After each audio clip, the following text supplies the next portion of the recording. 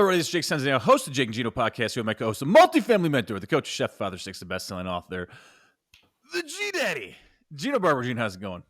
Jake, I'm doing great today, brother. How you doing? Always making it happen, big man. We have a very special edition of the show today. Today, we're discussing the 7 levels for creating a business. Now, we believe that multifamily entrepreneurship is a business, and you have to tend to that business, and that's how people become very successful in this sport. So today, we have the G-Daddy here to break down the 7 levels for us. G Papa Funk, let's get into it. Yaki boom boom. This show has been a show in the making, I think, for me and you over the last 15 years. And for everybody listening, I want you to say to yourself, where are you in this part of the journey? I think everyone listening to this, whether you're a total beginner or you've scaled up and you want to continue to scale your operations, there's something in it for everybody. And at Jake and Gino, we like to say, hey, we create multifamily entrepreneurs. You may be in another business. This very eerily mirrors when you're creating a business, whether you have a restaurant like I did, or you want to buy real estate, or you want to start a franchise. I really feel that we call them the 7 levels. They're 7 different steps through the journey of. They're inflection points almost. Yeah. I love that. Yeah, let's call them inflection points, Jake. That's the perfect word, because the first inflection point or the first part of your journey is the epiphany. It's the aha moment. It's the moment when you know in your bones that you need to do something, that you're stuck. You have a soul-sucking job. You have a small business like I did. You're working for a pharmaceutical company like Jake did. We all know there's something better for us. We all know we want to do something. And it may not be our first choice may not be the right choice. For myself, it was, hey, I want to go into Gino's family and start building that out. For Jake, is like, hey, I want to get into my sports equipment, start creating a sports machine, right? But the epiphany, the aha moment is like, I need to do something different.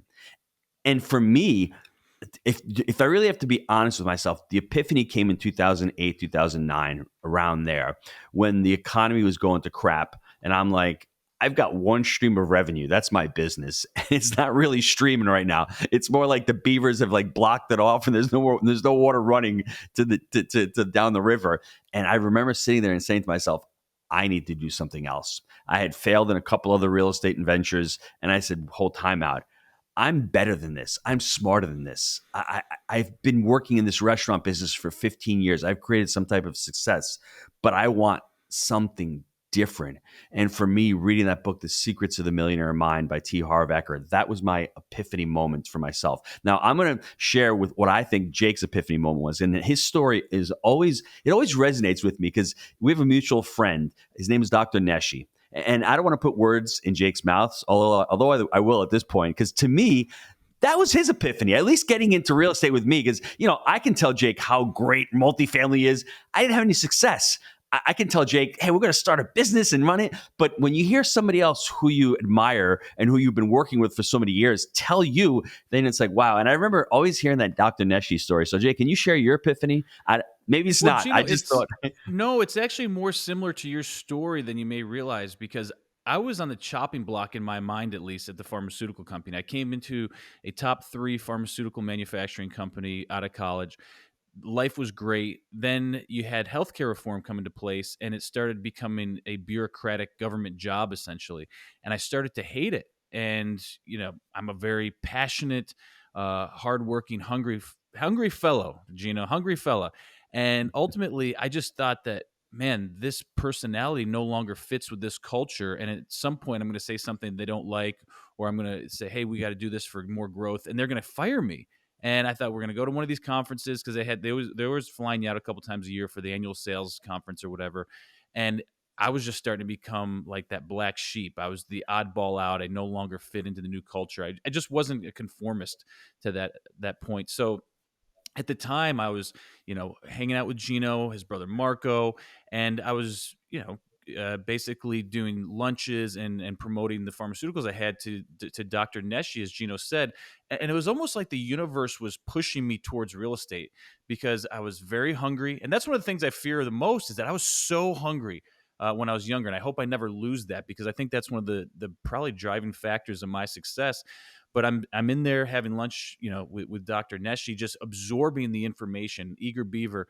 And he's telling me that, hey, Jake, if I was to give you any advice, it would be to go buy a duplex. And this is a guy that never sold out his business during all the, kind of businesses. All basically what happened. I'll just break it down for you. Back in, I don't know, 2006 to 2010, uh, all the small mom and pop doctors got bought up by medical groups, and this was the only guy left in my territory who didn't, and it was because he owned real estate.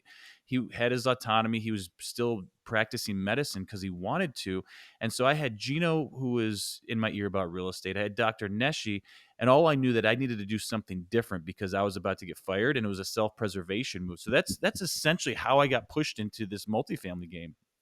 Jake, you said the Long story word that's short. really, yeah, the word that's really important that stuck out to me out of all of that, because I hear you every day. I hear you 5 times a day, and I love hearing you, bro. But for the listeners out there, the word that Jake said that really resonates with us, and I think with most of you out there, because we all think we're chasing money. We're not really chasing money. We're chasing autonomy.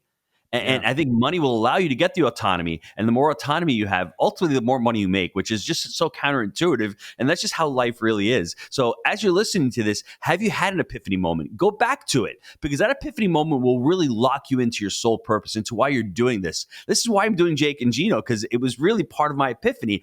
I wanted to give back.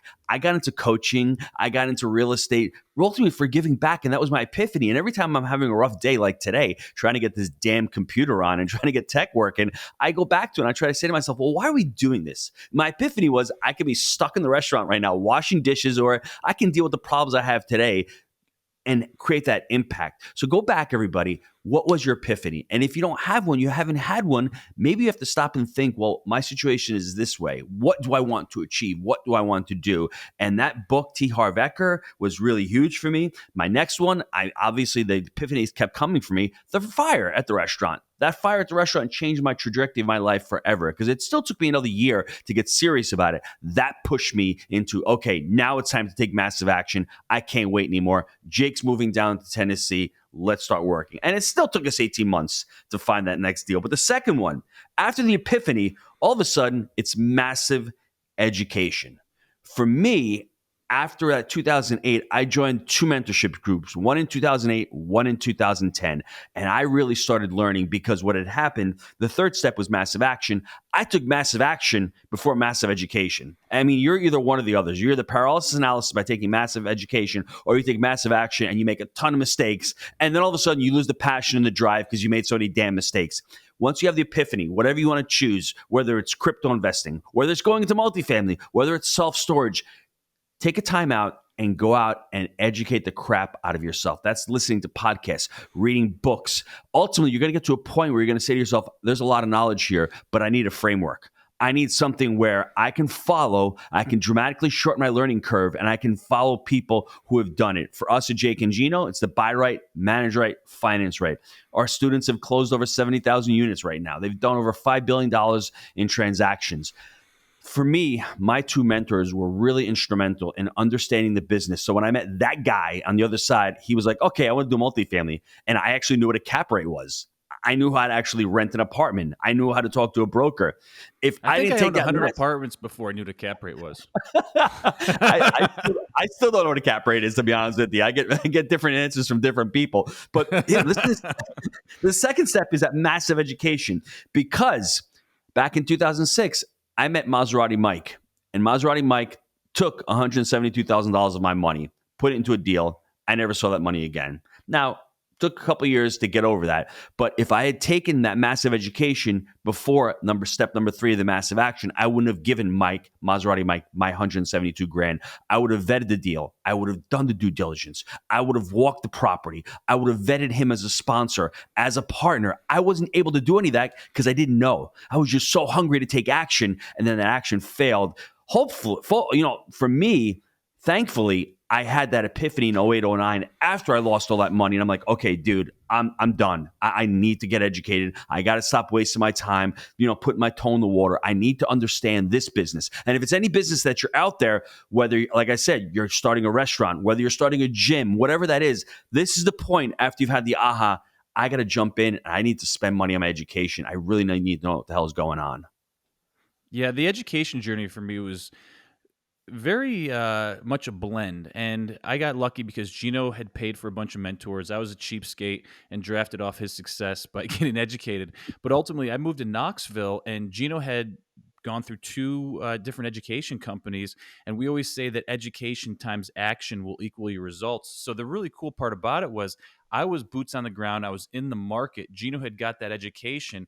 I was the action component of it in the market, and that ultimately led to our results. So for us, it's all about sharing our experience. We can't tell you what to do, but hopefully by sharing our experience, you can learn from that. So Gino had gotten educated. I was in the market. We came together to form a partnership. And over a 5 year period, I would say from 2007 to 2012, I was still working for the pharmaceutical company. And in between my calls, sometimes I would have a half-hour drive, sometimes I would have an hour and a half drive in between the different stops. I'd listen to literally thousands of audiobooks in the car, maybe hundreds, maybe not thousands, maybe hundreds, but I listened to so many high level educators sharing their stories. And I think the autobiographies were some of the best ones, like Steve Jobs. I loved Arnold's book, Atlas Shrugged. So many books that made a huge impact on my life that I had Gino educating me because he had the formal real estate education. I was listening to all these autobiographies from business leaders, but then there was the bootstrapping. There was the, hey, we're actually taking action and doing it in the day to day. So you learn that way as well. And the cool thing about it is, as we were learning the multifamily business, we documented what we were doing. We documented our frameworks. Gino mentioned buy right, manage right, and finance right. That is everything for us. That is the framework for our multifamily business. And it's really that simple. I'm going to say it because it's not multifamily is not rocket science. It's buying right, managing right, and financing right. If you have frameworks for those three levels of the business, I think you're going to be in pretty damn good shape. It's worked out well for us. And Jake, that massive education, you're right. At that point, I was listening to Tony Robbins, Jim Rome, T. Harv Eker, Zig Ziglar. That's all I had on my car. At that time, there were CDs, bro. I was throwing the CDs in the car, and Same with literally me. Same everywhere with I me. went, yeah, I was just consuming it. I was just consuming all that positivity, all those positive messages that I'd never heard before. It was so foreign to me, but I'm like, this is really cool. And just listening to Zig Ziglar's drawl and listening to him, and then actually being able to interview his son Tom a couple of years ago, really brought me to tears because I remember driving in the car all those years and listening to Zig's voice and going, man, I want to be like that. I want to be as impactful as Zig. I want to do what Zig is doing. I want to show up to work every day and have a lot of fun. And for me, those were really formative years for myself. I would never want to take those years away. They were a struggle. They were painful. They were hard. They were lonely. But that's what part of the journey is all about that massive education. And then the third one was the massive Well, action. Gino, hang on a second though. The weird thing is this is your new reality.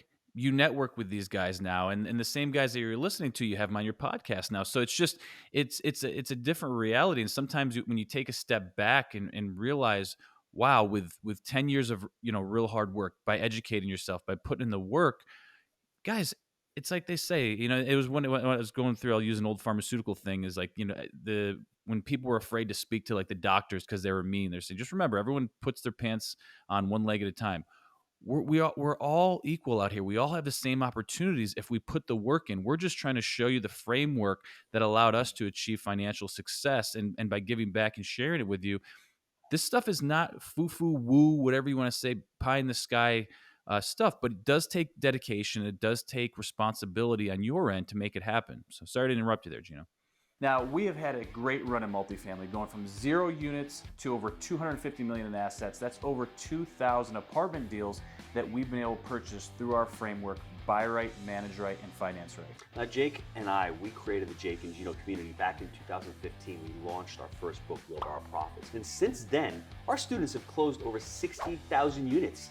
That's over $4 billion in assets they've been able to close over the last 6 years. And that's why this community has been so successful. We call it results-based education, and we pour back into the community everything that we've learned on our journey from 0 to 2,000 units, and all our systems and scale that we use on our very own property management and investing companies. Jake, I love that. It's not just education, it's implementation. So what I want you to do, click on that link down below, apply to work with our team, see how we can help you on your journey in multifamily.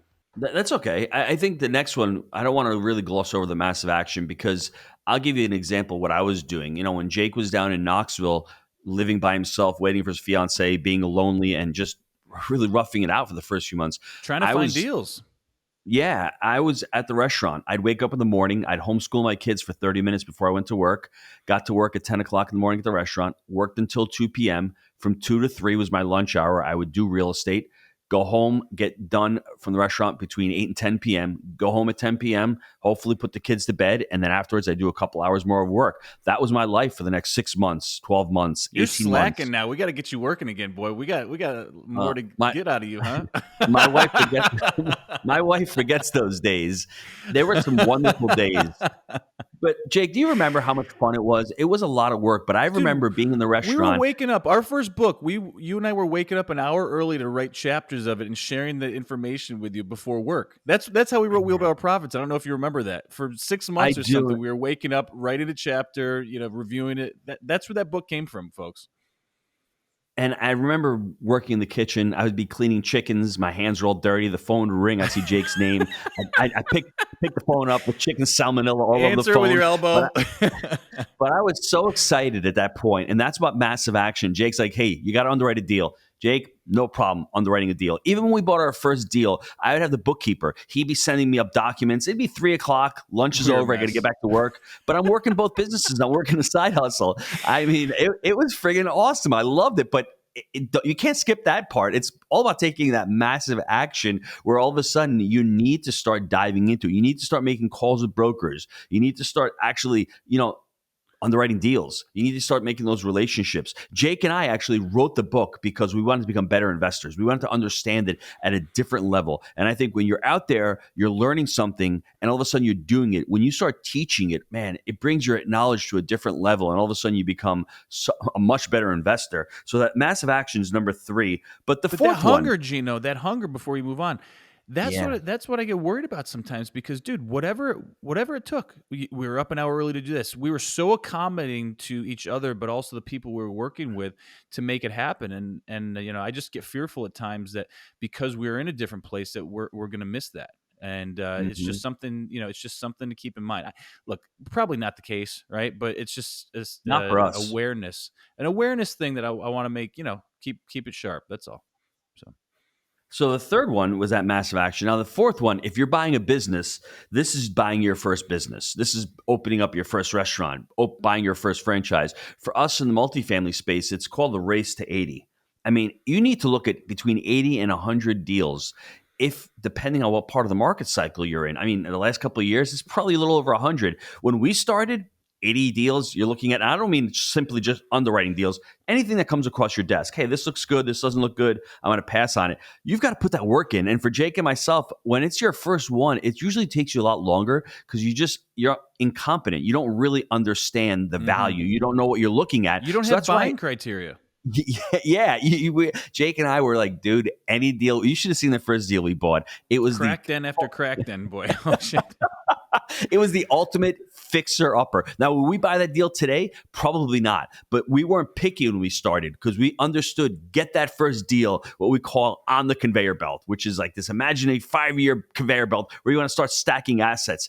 It took us 18 months to stack that first asset because we didn't understand. We didn't have the buy right, manage right, finance right, but we were looking at it. And like Jake said, we're here to tell you that there is a buy right criteria. That's what we teach. We teach about focusing on what it is that you're trying to accomplish with your goals. Jake and I's goals were simple, and that's unfortunate. We just wanted to get 100 units. That's what our goal was. Anything in multifamily, and that's not a great criteria to have when you're starting out. You have to understand the You experience got you to have. start somewhere, right, Gino? Yeah, but Jake, that first deal was such an eye opener for me because we had never done 25 units. That was our very first deal. I had done a fourplex, but that was eye opening as far as wow. Now we have to start a website. Now we have to start taking application fees. Now we have to start Dude, turning I'll never units. forget the first day we collected cash. I brought it home because they only paid in cash, the residents at the time, and I laid it all across the desk. And I texted Gino a picture of it, and it just reeked like Barbreads. Like my whole house started smelling like cigarettes from it. But it was like, oh my god, people are paying me directly. I am getting paid as a business owner, and that was revolutionary for me. That really set my ass on fire. That was a Yes. whole nother inflection point. So I love that. So, that's number 4, buying your first deal. I think the fifth step is momentum. All of a sudden, after our first deal, we were really fortunate. Or if this is how life works, I really truly believe this is how life works. 3 months later, Jake is sitting at Ruby Tuesdays closing our second deal. We just bought 25 units, And and we now we're at almost, 36 units. messed that one up over a couple $100 in negotiation. Can you imagine that? And the prepaid rents and sitting there, and Jake's trying to get Oh. drunk at Ruby Tuesdays. The guy's trying to I'm get not him trying to drunk. get drunk. The guy's trying to get me drunk to negotiate me down. It was the creepiest thing I've ever been a part of. But let me ask you, Jake, when that deal happened, you're at 60 units. You're a pharmaceutical rep. What was going through your mind? You must have been like, what the hell is going on here? I Oh, it had was a no real dream. estate. Like it didn't seem like reality because I grew up on a dirt road in a small town in Western New York, literally like 15 minutes outside of a town of 1,800 people. And I didn't know any business owners. It didn't seem like a real thing that actual people did. Like I didn't know anyone that actually owned a business. And so to me, that was foreign. It wasn't really possible. So when this started to happen, and then we had 25 units, and then we did 36 units. The third deal, we did 136 units. I knew that was February 14th. It was Valentine's Day 2014. I knew in my heart of heart my life was Yes. about to change after that deal closed. I was stuck in traffic. The deal closed. It closed by the skin of our teeth, whatever you want to say, right before 5. We got it done. And I'm driving around Knoxville. There's bumper to bumper traffic, which was odd at the time because we never had much traffic back then. But it was, I think, all the guys were out trying to find Valentine's Day gifts, and I was just sitting there, and it was literally. I usually get so pissed when I'm sitting in traffic, but I had such a feeling of euphoria and joy because I knew that that point financially our lives were about to change, and they forever did. And that was the one that set us free. So it The was an o- amazing moment. the only thing I remember closing our second deal was I have like 9 units up in New York. And I'm like, with this jabroni right here on the other side of the camera, I've got 60 units. Like, what just happened to my life? Like, I couldn't explain it. What? But then I look back and I'm like, okay, that massive education. And this isn't spending syndicating. We're buying this shit ourselves, right? This is Yes, crazy. spending with mentors. I mean, all that. I can't believe it's Yeah. 60 units. And then all of a sudden, we're like, oh, wow, we have buy criteria. We're starting to manage these deals. And that Valentine's Day deal was February 14th. We had just gotten 2 feet of snow on the 13th. It was a Friday, the 14th. I'll never forget that because our partner was going to the Bahamas and he had to wire his money that Friday to get the deal to close. We had just had 2 feet of snow. I had to go to the restaurant because the February 14th is a very busy holiday for us. We make our money in the wintertime on that holiday. I remember saying to myself, please, Mike, get your money and get your money and get your money in. And I remember getting the money in and closing that deal. And very similar, all of a sudden, holy crap, the sea started parting for us and we started getting more opportunities. All of a sudden, the brokers took us real seriously. Our partner was like, wow, now we've got a great asset here. Let's continue to look. Because people were like, well, how did you continue to scale? We weren't even thinking of scaling at the time. We knew that if we provided enough value for our partner and for the brokers and for people that selling deals, the deals would come to us. And that's what ultimately ended up happening. Right after that 136 units was our third deal, we went back and bought a 22 unit deal, which I would probably say is probably one of 24 our units, best deals. 24 units. And Park North, one of our best deals ever, Jake. Wouldn't you say? I mean, like from a price And another standpoint, one we from almost lost over a broken window. Jake's a hard Jake's Oh, sometimes man. a hard head, and I'm like, Jake, it was literally $500 worth of broken glass, but it was a different part of the market cycle. It Now was it's a very different part of the market cycle. Yes. But I remember the 22 units. So if you're out there and you're starting to scale and you're getting momentum, all of a sudden you've got a couple of deals. Keep the momentum going. And it really comes down to broker relationships. It comes down to getting your buy right criteria nailed down. And all of a sudden now it's managing these assets, learning how to manage these assets. And we were vertically integrated from the very beginning. So we managed our own assets. And, for us at Jake and Gino, we teach all about managing right. We teach all about asset management, creating the cadence of accountability. And in this next step, this sixth inflection point, as Jake likes to call Hang it. on. Let's talk about the fifth deal just because I'm having fun with this. So we did the 25, we did the 36, we did the 136. Then we scaled back down in deal 4. We did the 24 unit. Now all of a sudden we're at like 200 units, and where the hell did these idiots come from, right? And we're actually making money. Our profit per unit is really good. Then all of a sudden a 281 unit deal comes our way. This is no bullshit. We couldn't make the deal work based on the number he was asking for. So we proposed owner financing to get the deal done. Our fifth deal, we did 281 units, fully owner financed, and we got about $75,000 back from prepaid rents at the closing table. The title lady said she's never seen anything like this in all her life. We got basically 300 units, and we're given the keys and paid 75 grand to take the deal over. To the to this day, it is probably the best deal that we've ever done, and it's made us millions of dollars. And I still can't believe the first 5 deals that we did. How, a lot of issues across the board physically and with things that we fixed, but how good those deals were, in a short period of time. What was it, 3 years, if that? Yes, and I'll give Yeah. the exact numbers. It Two, was it three? was I don't know. February of 2015 when this 281 unit deal comes, because I was up in New York. I was actually in pottery class with my kids. Jake texted me. I remember this vividly, like yesterday. And Jake's like, we got 281 units. The price is 12.6 million. I almost crapped in my pants. I'm like, where am I going to get 12.6 million dollars from? That's the first thing I thought. I'm like, dude, are you smoking some crack down in Tennessee, or taking some of those opioid pills or some of that shit? I don't know what you're doing down in Tennessee. I was getting from unit 321. They had the meth going. All right. I don't know if it felt like that. But then, you know what? We stopped. We sat there for a second, and we're like, you know what? We can't do it at 12.6. And this mom and pop had tried to sell to his brother. He couldn't sell to his brother. He had to take it back. He had sisters working on the property. I don't think they were collecting all the money. I'm not going to make any inferences. All I'm going to say is the leasing agents were driving around 5 Series BMWs at the time. That's it. And like every other person on the lease was actually an uncle or a cousin. People weren't paying. But the real gist of it is we used the spy technique. It's all about listening to the other side. We knew his pain point. We knew where he was coming from. So we said, hey, we can't make this work at 12.6 million. What do you propose? He proposed $11 million seller financing. We're like, bro, bring it. And then all of a sudden, 80% bank, he would carry the 20% of the note. And most people say, well, that really can't happen. That can't work. Well, let me tell you, it worked. And not only that, I remember him getting cash at closing. We actually told our banker, hey, Mike, this guy's got some cash to put in the bank. And I remember at that point, that was the biggest cash deposit that our community bank had ever gotten, was from this seller. So talk about creating win-wins and talking about creating like a lot of juju. But that deal changed our lives forever. It was the third deal that really changed us. But this sixth deal that we had with 281 units, all seller financing, it was $140,000 a month in revenue when we took over. Month one, we knocked it up to 170. And then after about 12 months, we were able to refinance out his seller finance. One of the deals note. now is doing more in revenue per month, right? Then the entire thing, because it was 100. It was the 281 units was 132 and 149 units. The 149 is doing more than the deal in totality did at the time we took over right now.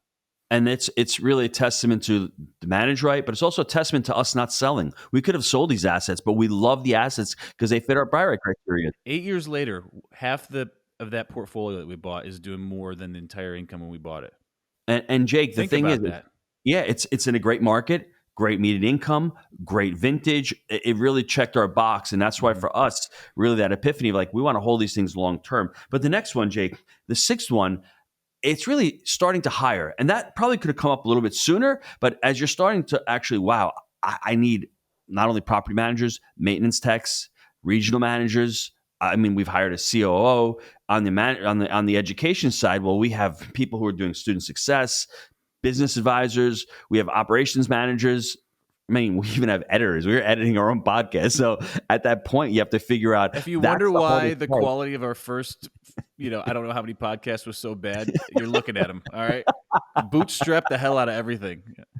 I don't think I saw my wife. I don't think I saw my wife from 2012 to 2019. But anyways, should we have bootstrapped? That's why we're still together. Should we have gotten somebody sooner? I mean, that's the whole thing. Give me some tips. Hindsight's 2020, right?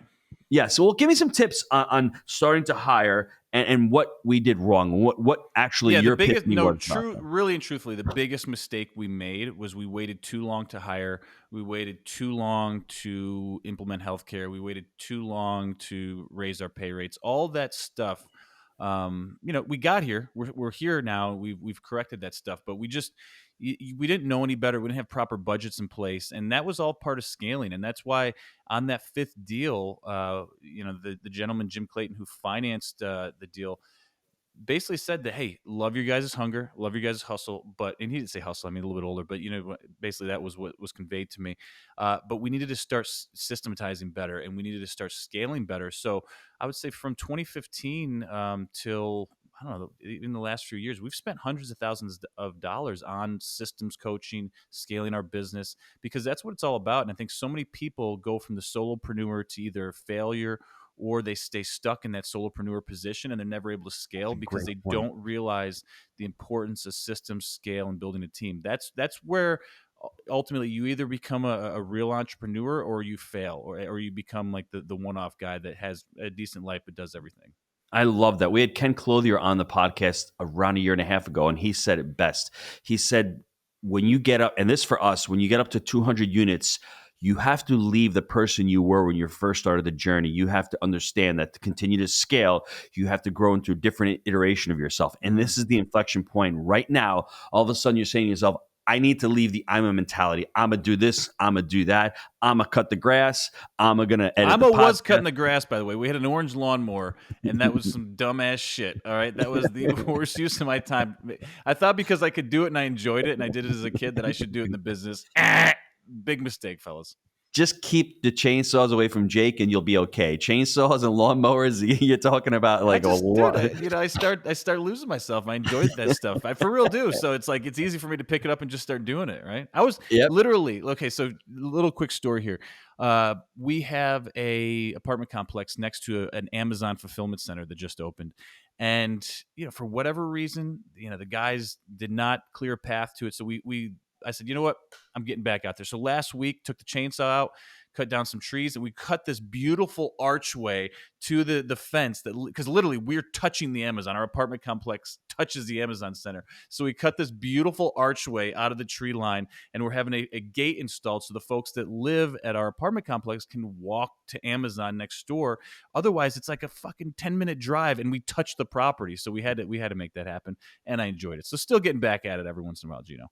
So starting hiring, I think the three words in this phase. Start hiring. Wait, am I like contradicting myself right now? You Shit, I say, mean, you should have hired the tree company to cut the beautiful arch, but but I if had you so much enjoy it, fun. but listen, if you enjoy it, and it's also, you didn't mention to say it's really a cultural builder. You're out there with the maintenance guys, you're building culture, you're out there having It's fun, you're fun, showing yourself yeah. as a leader. Exactly. But there's three words in this phase right now, in this inflection point. It's people, it's systems, and it's culture. You have to start building upon those three right now. And the seventh inflection point is the scale.